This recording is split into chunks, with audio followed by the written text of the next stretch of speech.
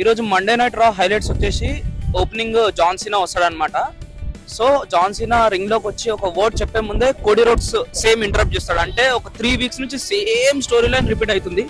John Cena రావడం లేదా Cody roads రావడం, ఇంకోటి వచ్చి ఇంటరప్ట్ చేయడం. సో నార్మల్లీ వీళ్ళిద్దరు వాళ్ళ మ్యాచ్ ని హైప్ చేసుకోవడానికి వచ్చింది అనుకున్నాం, కానీ ఇద్దరు ఒక రేంజ్ లో రోస్ట్ చేసుకున్నారు అనమాట ఒకరికొకరు. లిటరలీ జాన్ సీనా అయితే ఒక నెక్స్ట్ లెవెల్ రోస్టింగ్ చేసిండు కోడీ రోడ్స్ అయితే. నీకు చాత కాక నువ్వు డబ్ల్యూడబ్ల్యూని వదిలేసి వెళ్ళిపోయినావు, అండ్ నీలో పొటెన్షియల్ ఏం లేదు కాబట్టి డబ్ల్యూడబ్ల్యూ కూడా నిన్ను వదిలేసింది. సో నీతో ఇంకా యూజ్ ఏం ఉండదు కాబట్టి ఇంకా పెద్ద పెద్ద రెస్లింగ్ కంపెనీస్ కూడా నిన్ను సైన్ చేసుకోలేదు. అండ్ నీ క్యారెక్టర్ అందరికి గుర్తుండిపోవాలని చెప్పి నువ్వు నీ నెక్ మీద అమెరికన్ నైట్ మేర్ అనే టాటూ వేసుకున్నావు. అంత సెల్ఫిష్ నువ్వు అని జాన్ సీనా అంటాడు అనమాట.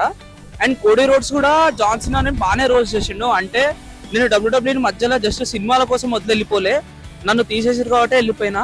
నువ్వైతే డబ్ల్యూడబ్ల్యూ క్రిటికల్ ఉన్న టైంలో వెళ్ళిపోయినావు నీ సినిమా కోసం, నీ స్టార్డమ్ కోసం అని రోస్ట్ చేసిండు కోడీ రోడ్స్. సో దానికి ఈక్వల్ గా జాన్ సీనా కూడా బాగానే ఇచ్చిండు అనమాట. ఇప్పుడు మనం మాట్లాడుకుంటే నిన్ను ఎవరైతే సెలెక్ట్ చేసిండో డబ్ల్యూడబ్ల్యూలా అతని కంపెనీలో లేనే లేడు అని కోడీ రోడ్స్ అన్నాడు. అక్కడ క్లియర్ గా విన్స్ మిక్మాన్ ని మెన్షన్ చేసిండు కోడీ రోడ్స్. నేను మూవీస్ కోసం డబ్ల్యూడబ్ల్యూని వదిలేసి వెళ్ళినా, కానీ నీళ్ళక జనాల్ని మోసం చేయడం కోసం నేను వెళ్ళలేదు అని జాన్ సీనా అంటాడు.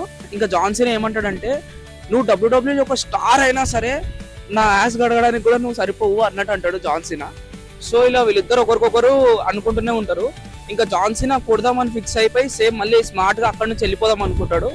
సో ఆ టైంలో కోడీ రోడ్స్ ఒక రెచ్చగొట్టే మాట అంటాడు అనమాట, నీకు దమ్ముంటే రా చూసుకుందామనని. అనగానే జాన్ సీనా లోపలికి వస్తాడు. రింగ్ లోపలికి వచ్చి వెళ్ళిపోదాం అనుకునే టైంలోనే మళ్ళీ కోడీ రోడ్స్ ని అటాక్ చేద్దాం అనుకుంటాడు. కాకపోతే కోడీ అది ముందే గమనించి జాన్ సీనాని క్రాస్ రోడ్స్ ఫినిషర్ తో కొడతాడు జాన్ సీనాని. సో ఇంకా కోడీ డబ్ల్యూడబ్ల్యూ ఛాంపియన్ రేస్ చేసుకుంటా ఫ్యాన్స్ అందరిని ఇట్లా చూపిస్తాడు అనమాట.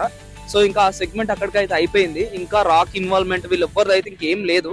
సో ఇంకా అదైతే మనకి సర్ప్రైజింగ్ గా ఉంటది అనమాట రెసిల్మేనియాలో. So John Cena Cody Rhodes segment అయిపోగానే న్యూ డే వస్తారనమాట రింగ్ లోకి. సో వాళ్ళకి ఒక మిస్టరీ అపోనెంట్స్ తోని మ్యాచ్ ఉంటది. సో మిస్టరీ అపోనెంట్స్ ఎవరు అంటే ద న్యూ క్యాచ్ రిపబ్లిక్, అంటే Tyler Bate and Pete Dunne. So వాళ్ళతో మ్యాచ్ మంచిగా అవుతుంది అనమాట వాళ్ళ మ్యాచ్. కానీ లాస్ట్ క్లీన్ గా Kofi Kingston and Xavier Woods గెలుస్తారు.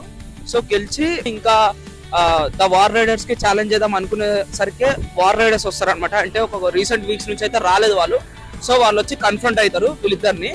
సో ఇంకా క్యాతికెళ్ళి వాళ్ళని అడుగుతుంది, మీరు ఎలా అనిపిస్తుంది మ్యాచ్ అంటే జేవియర్ రూడ్స్ చెప్తాడు అనమాట, మేము ఖచ్చితంగా ఛాంపియన్షిప్ గెలిచే తీరుతాము, ఎన్ని అడ్డంకులు అడ్డొచ్చినా సరే అని అంటాడు. సో ఇంకా వాళ్ళ సెగ్మెంట్ అయిపోతుంది అక్కడికి. ఇంకా బ్యాక్ స్టేజ్ లో జిమ్మీ యూసో అతని మ్యాచ్ కి రెడీ అవుతుంటాడు అనమాట గంతర్ తోని.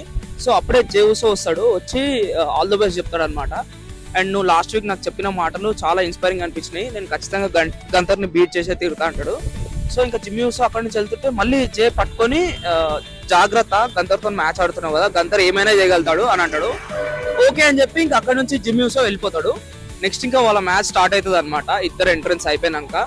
సో మ్యాచ్ అయితే చాలా బాగా జరుగుతుంది, అంటే రెస్లింగ్ వైజ్ చాలా బాగుంటుంది చూడడానికి. కానీ గంతర్ గురించి తెలిసిందే కదా, లాస్ట్ కి జిమ్మీ యూసోని ఒక రేంజ్ లో కొడతాడు అనమాట. లిటరల్ గా బ్లడ్ వచ్చేస్తుంది మొత్తం ఫేస్ నుంచి. అయినా సరే వదలడు, ఇంకా కొడుతూనే ఉంటాడు. అప్పుడే జే వస్తాడు కానీ ఏం చేయలేడు ఇంకా ఆ టైంకి. సో ఇంకా జే యూసో వర్సెస్ గంతర్ మ్యాచ్ అయితే మంచిగా ఇంట్రెస్టింగ్ గా ఉంది ఇప్పుడు వాళ్ళ స్టోరీ లైన్.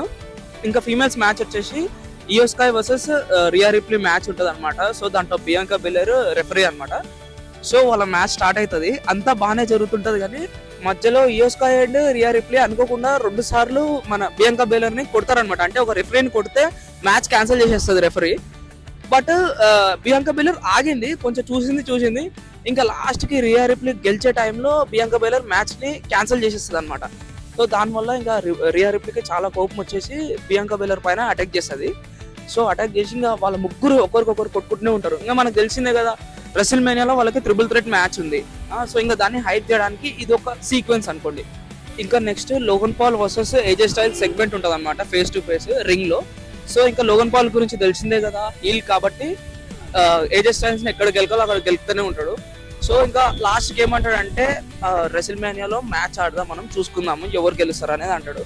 సో ఇంకా అటాక్ చేద్దాం అనుకుంటాడు ఏజే స్టైల్స్ ని, కానీ ఏజే కౌంటర్ ఇచ్చేసి కొడుతుంటాడు. బట్ లాస్ట్ కి లోగన్ పాల్ ఒక సూపర్ మూవ్ కొడతాడు అనమాట ఏజే స్టైల్స్ ని.